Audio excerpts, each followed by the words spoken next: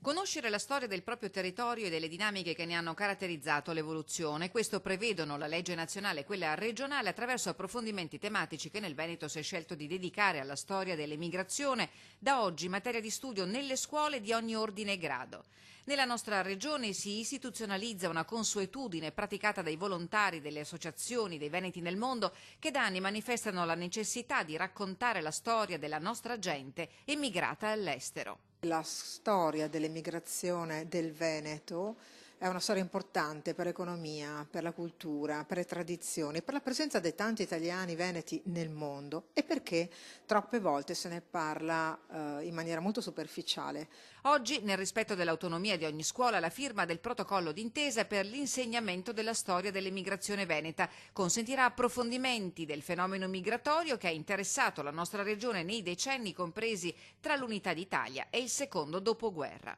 Diventa una cosa più ufficiale, riconosciuta, che dà la possibilità anche di poter accedere anche a degli aiuti e quindi le associazioni forniranno le testimonianze, i testimoni che sono stati in giro per il mondo, come già stiamo facendo da diversi anni, solo che lo facciamo con quei docenti e con quei dirigenti scolastici che lo hanno permesso. L'ufficio scolastico regionale ha assicurato partecipazione e collaborazione nel rispetto, ha precisato Francesca Altinier dell'ufficio scolastico regionale, dell'autonomia delle scuole. Un documento ufficiale finora non c'era e quello siglato a Palazzo Balbi prevede non solo una commissione di coordinamento, ma anche la possibilità di accedere a ulteriori fondi attraverso bandi su specifiche progettualità.